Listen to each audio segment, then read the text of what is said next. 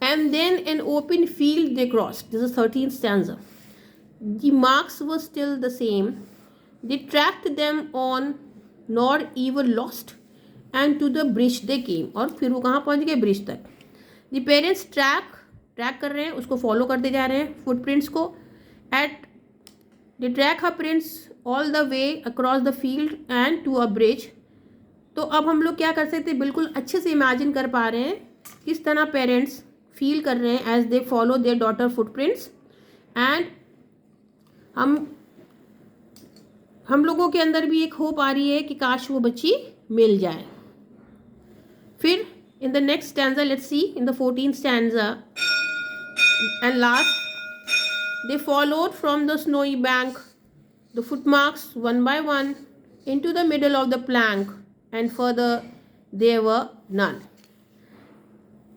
none से क्या है, एकदम क्लियर हो गया कि सैड एंडिंग है पोएम की.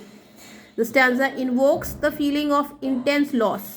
अंदर हम लोगों के अंदर जगा रही है फीलिंग बहुत ज़्यादा सैडनेस की. while the parents follow in the footsteps of the child, follow करके there is hope that she might be found alive. हम लोगों को उम्मीद है कि कहीं मिल जाए, जितने भी रीडर्स पढ़ने वाले, कि उसको मिल जाए फुटप्रिंट्स फॉलो करके वो अलाइव बच्ची मिले. Instead the print led the parents to the middle of the plank के मिडल में आके, जो ब्रिज का मिडल पोर्शन है वहाँ पे आके फुटप्रिंट्स ख़त्म हो जा रहे हैं. The only conclusion that Lucy fell off the bridge. उससे क्या पता लग रहा है, ऐसा उम्मीद की जा रही है, ऐसा सोचा जा रहा है कि लगता है ब्रिज से नीचे गिर गई Lucy. Let's see the next stanza number 15. Yet some maintain that due to this day she is a living child, that you may see sweet Lucy Gray upon the lonesome wild. What does this means? It means that the stanza says the reader that to us that body of little Lucy was never found. Had it been found, क्या वो मिली लोगों को, पढ़ने वालों को, यानी एकदम relate कर दिया उन्हीं ने सारे रीडर्स के साथ. She is living child, but they do and furthermore they claim that she can still be seen upon the lonesome wild. तो अगर हम लोग कभी घूमने अकेले कहीं लोनसम प्लेस पे जाएं तो हो सकता है कि हमको लूसी मिल जाए. इतनी रियलिटी के साथ लूसी को एक्सप्लेन किया गया है. This suggests that it is the spirit of Lucy that is alive and can still be seen. This also gives more insight into the opening stanza, पहली स्टैंजा में, in which speaker claims that she saw her and that she was a solitary child. अकेली बच्ची है, तो अब तो अकेली रही गई है, उसके पेरेंट्स वापस आ गए हैं घर पे उसको ढूंढ के. इस तरह वो अकेली है. जो क्यूरियोसिटी थी कि अकेले कैसे है वो पता चली. Lucy Gray that she had often heard of and which he claims to have seen.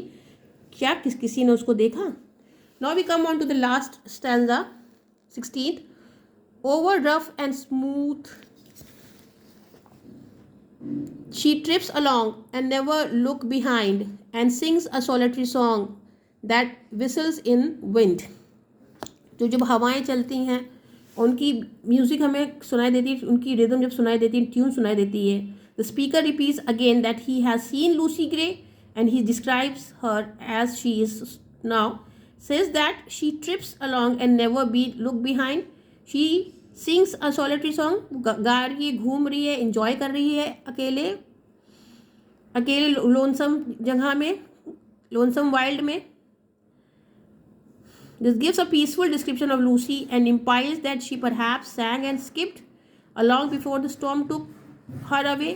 इससे हम लोगों को, जो रीडर्स हैं, उनको ये उम्मीद होती है कि हो सकता है वो बच गई हो, वो ऐसी घूमती फिरती इनोसेंटली केयरलेसली कहीं पे जाके सेफ हो गई हो.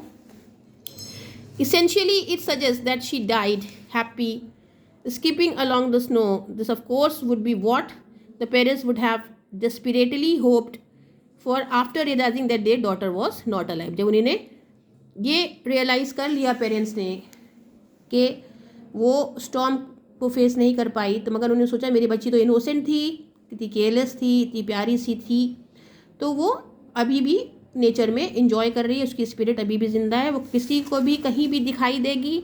The story tell us about Lucy Gray suggest that if her spirit lives on, it is the happy spirit of lively young child skipping along through the snow से ये पता चलता है कि वो एक हैप्पी चाइल्ड है, इनोसेंट है, केयरलेस है, उसको फिक्र नहीं है प्रॉब्लम्स की किसी की भी।